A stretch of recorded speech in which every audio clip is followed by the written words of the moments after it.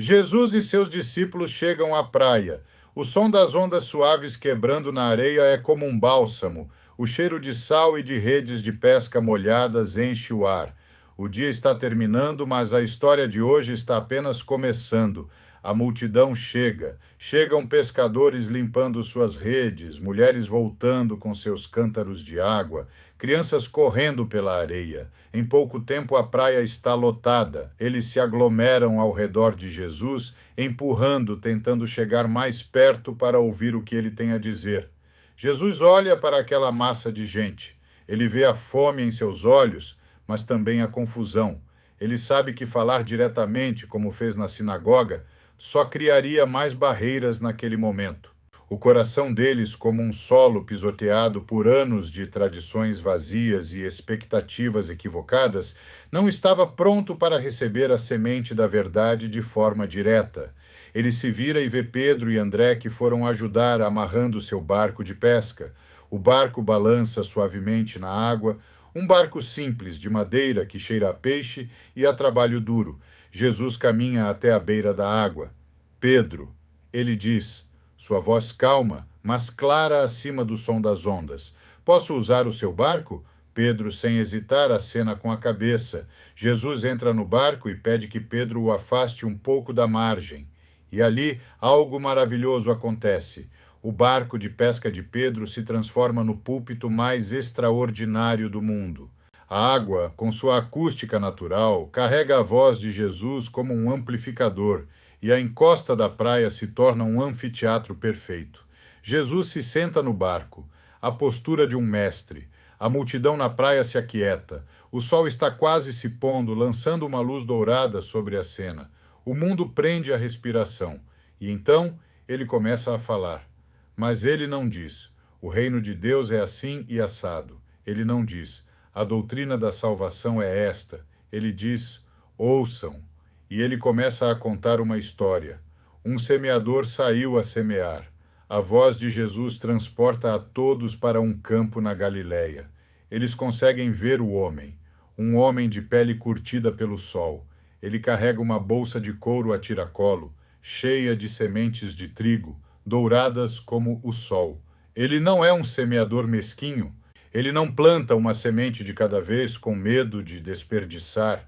Ele enfia a mão na bolsa e lança as sementes em um arco amplo e generoso. Ele semeia com esperança, com extravagância. Algumas sementes levadas pelo vento caem na beira do caminho. A história para por um instante e podemos sentir a dureza daquele solo. É uma trilha que corta o campo, batida, compactada por pés, patas e rodas. As sementes batem no chão com um som seco e ficam ali, expostas. Antes mesmo que pudessem sonhar em brotar, sombras rápidas cruzam o céu.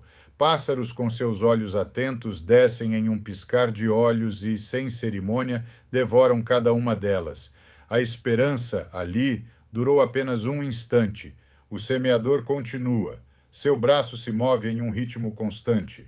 Outro punhado de sementes voa pelo ar e aterrissa em um terreno pedregoso. Parece terra boa na superfície, uma fina camada de poeira marrom, mas por baixo, escondida, está a rocha calcária, impiedosa. As sementes, enganadas pela aparência, germinam rapidamente.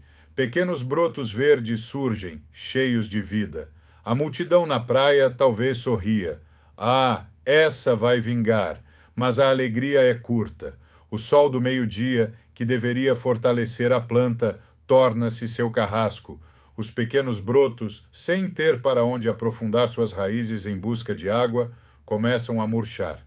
Suas folhas se enrolam, amarelam e, em poucas horas, tudo o que resta é uma mancha seca e quebradiça sobre a terra quente. A vida, ali, foi uma promessa superficial e passageira, mas o semeador não desiste. Ele continua seu trabalho, sua esperança inabalável. Mais sementes são lançadas. Desta vez, elas caem em um canto do campo que parece fértil, mas está cheio de pequenos espinheiros. A semente encontra a terra, germina, e a planta começa a crescer. Ao mesmo tempo, os espinhos também crescem. Começa uma guerra silenciosa e invisível sob a superfície. uma batalha por água, por nutrientes. Acima do solo, a batalha é por luz. Os espinhos mais agressivos, mais adaptados àquela competição, crescem mais rápido. Seus galhos se entrelaçam ao redor da delicada planta de trigo, roubando seu sol, sufocando sua vida. A planta de trigo luta, estica-se em direção ao céu, mas é uma batalha perdida.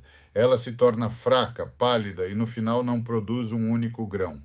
A vida ali foi sufocada pela competição. O semeador, porém, continua a caminhar. E, finalmente, ele lança suas sementes e elas caem em boa terra. Ah, a boa terra! Podemos sentir o cheiro daquele solo escuro, rico, fofo. As sementes afundam nele, acolhidas, protegidas. Elas germinam, não com a pressa desesperada do solo rochoso, mas com uma força tranquila. As raízes mergulham fundo, encontrando água e firmeza. O caule cresce forte, verdejante, e então o milagre acontece. A planta floresce e dá fruto, uma espiga, e não uma espiga qualquer. Uma está tão cheia que produz 100 grãos, outra 60, outra 30. O campo se enche de ouro.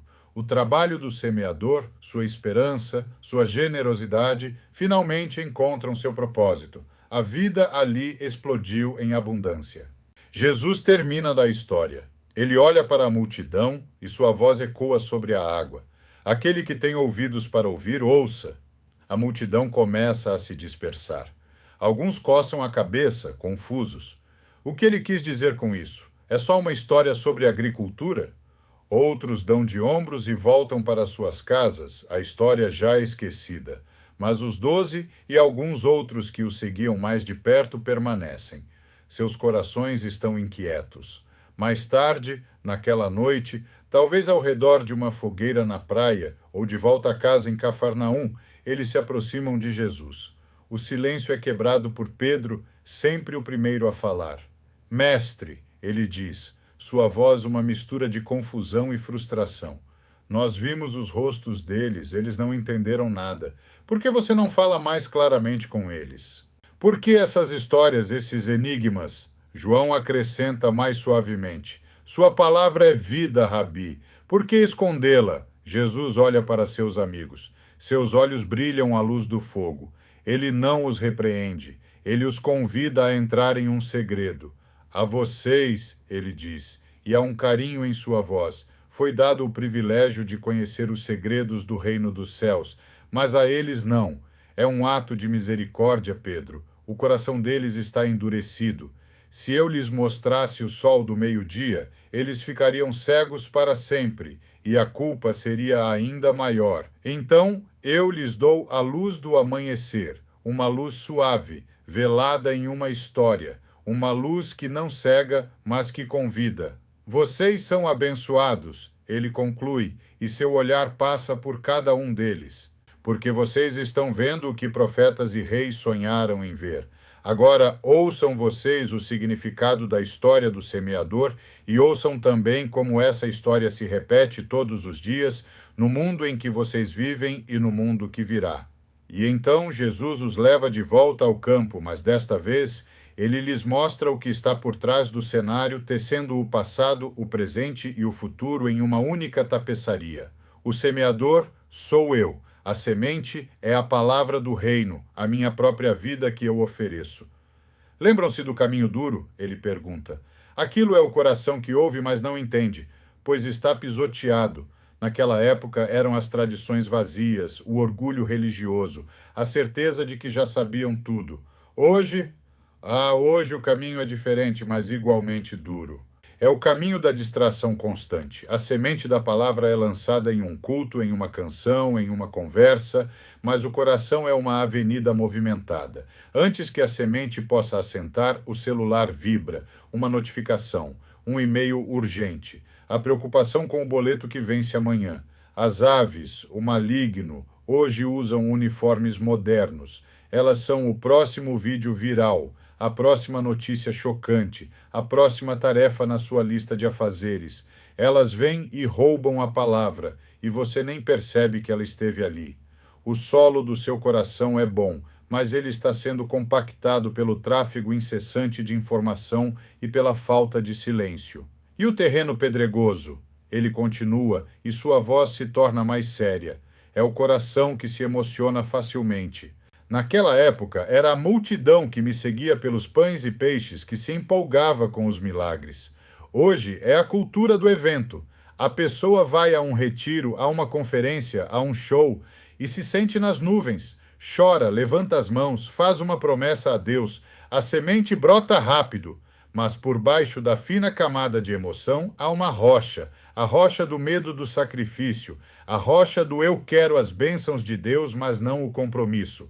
A rocha do isso é muito difícil, e quando o sol da vida real bate, uma doença, uma crise financeira, um relacionamento que exige perdão ou simplesmente a monotonia de servir na igreja local semana após semana, a planta murcha. A fé que não tem raiz na disciplina e no compromisso não sobrevive ao calor da realidade. O solo é bom, mas a rocha da conveniência o torna superficial. E os espinhos, Jesus suspira e parece que ele está olhando para o nosso século XXI. Eles representam o coração mais trágico porque é o mais comum.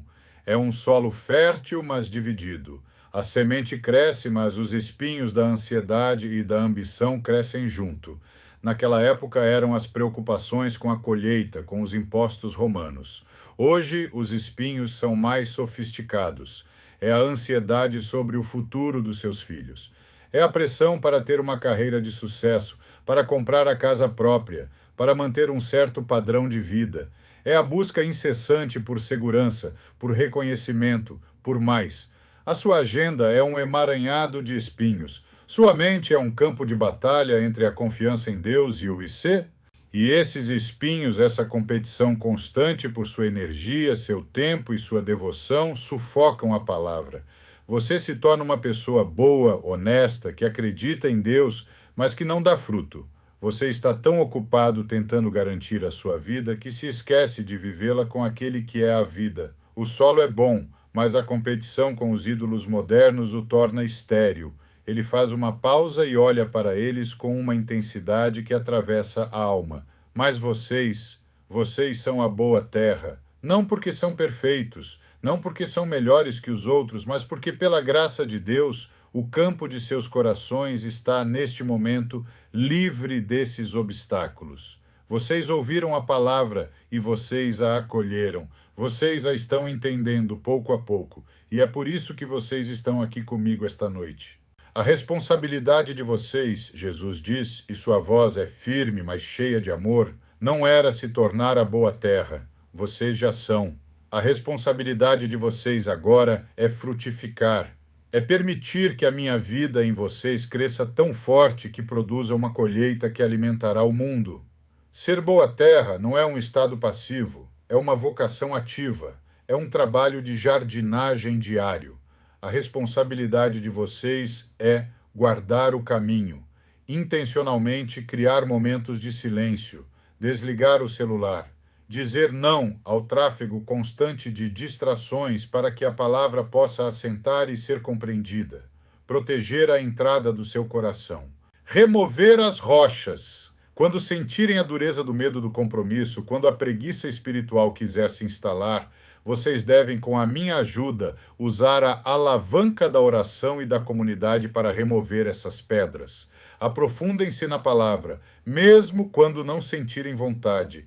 Sirvam, mesmo quando for inconveniente. Isso é criar raízes, arrancar os espinhos. Esta é a batalha diária. Quando a ansiedade sobre o futuro tentar sufocar sua paz, arranquem-na pela raiz, entregando-a a mim em oração. Quando a ambição por mais dinheiro e status tentar roubar sua devoção, arranquem-na pela raiz, praticando a generosidade e o contentamento.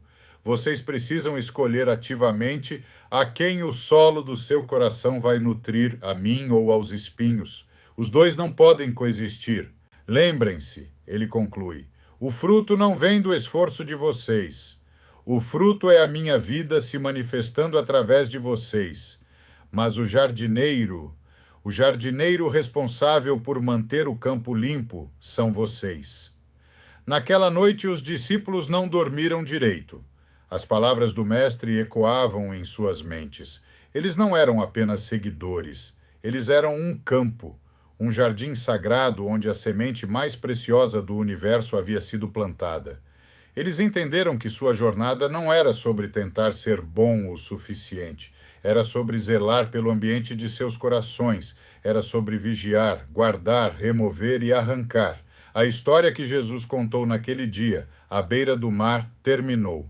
Mas a história dentro de cada um de nós, a história do que fazemos com a semente que ele tão generosamente semeou em nossos corações, essa história está sendo escrita agora, neste exato momento. O convite para nós hoje não é de culpa, mas de responsabilidade e esperança. Olhe para o campo do seu coração. Reconheça os obstáculos. Não se condene por eles, mas também não os ignore. Pegue as ferramentas que o Mestre te deu, a oração, a palavra, a comunidade, a confissão, e comece o trabalho de jardinagem, porque o semeador anseia por uma colheita em você. Uma colheita que não apenas te encherá de vida, mas que transbordará e alimentará um mundo faminto e cansado de solos duros, rochosos e cheios de espinhos. Seja o jardineiro que ele te chamou para ser.